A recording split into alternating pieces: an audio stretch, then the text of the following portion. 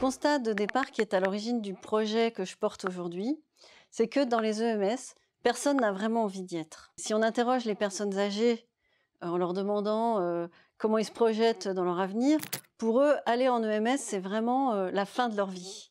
Pour ce qui est des collaborateurs qui travaillent dans ces EMS, souvent on imagine bien que pour rien au monde, ils aimeraient être eux-mêmes des habitants dans ces EMS ou même y envoyer leurs propres parents. Pourquoi on a ces difficultés ?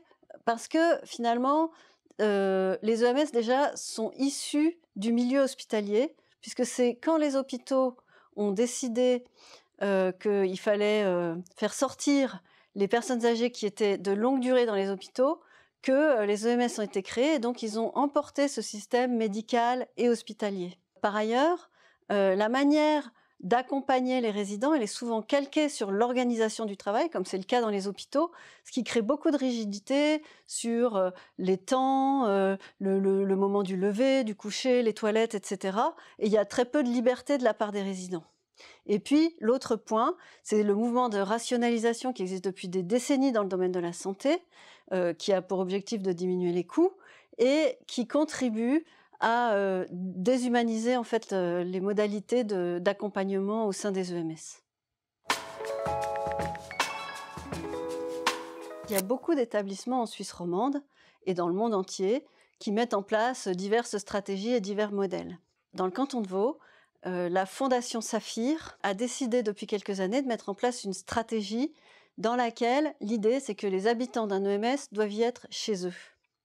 Et ce modèle finalement n'est pas spécialement nouveau et récent puisque aux États-Unis, depuis plus de 20 ans, il existe un mouvement qui s'appelle le Culture Change et qui justement développe des approches de ce type-là.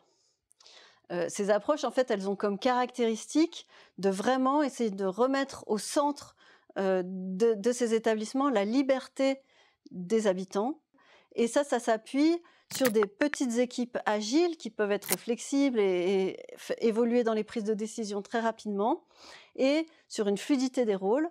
Par exemple, une employée qui travaille à la cuisine peut tout à fait être amenée à accompagner une habitante qui souhaite se promener si elle est au bon endroit, au bon moment, et que ça fait sens qu'elle le fasse à ce moment-là. Dans ce projet, notre équipe de recherche a été associée depuis le début à la réalisation de la gestion du changement pour la mise en œuvre d'un nouvel établissement.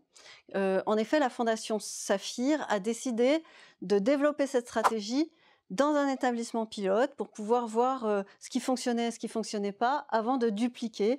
Et on a fait autour de l'ouverture d'un établissement qui s'appelle Montchoisy et qui a ouvert le 1er mars 2021. Pour ça, on a obtenu un financement de la Fondation Lénart pour évaluer notamment l'impact sur la qualité de vie des habitants de cette nouvelle façon de travailler, afin derrière d'imaginer de pouvoir diffuser en Suisse romande ces résultats.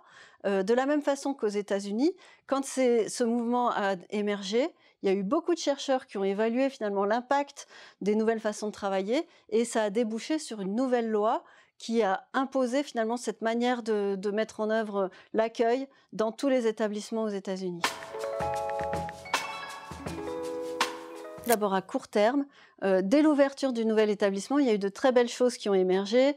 Par exemple, des personnes qui ont cessé de prendre des médicaments pour dormir, d'autres qui ont retrouvé le plaisir de jouer aux cartes le soir, de faire des choses un peu finalement assez naturelles. En ce qui concerne les résultats préliminaires de notre recherche, ils mettent en avant plusieurs aspects.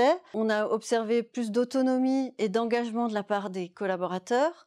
Et en ce qui concerne les habitants, ce qu'on observe, c'est qu'ils apprécient effectivement d'avoir une plus grande liberté d'action, et ça on le voit par comparaison avec des établissements qui fonctionnent de manière plus traditionnelle. Ce genre de projet, c'est vraiment un changement en profondeur dans les représentations des personnes qui travaillent, et ça fait changer de manière radicale les manières de travailler.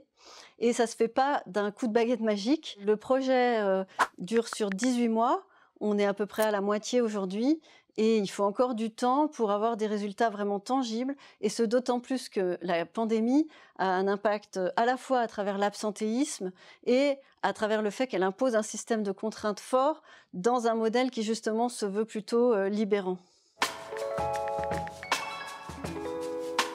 Parmi mes projets de recherche, c'est un projet de cœur parce que il y a un vrai impact social, tangible et à court terme. Et puis, c'est aussi intéressant parce que ça apporte beaucoup d'éléments concrets que je peux ensuite utiliser dans la formation continue. Je suis responsable d'un master. Ça me permet d'apporter des éléments de changement positif aux participants de ce master, mais aussi des éléments de vigilance sur les problématiques qu'on peut rencontrer quand on se lance dans une stratégie de ce type.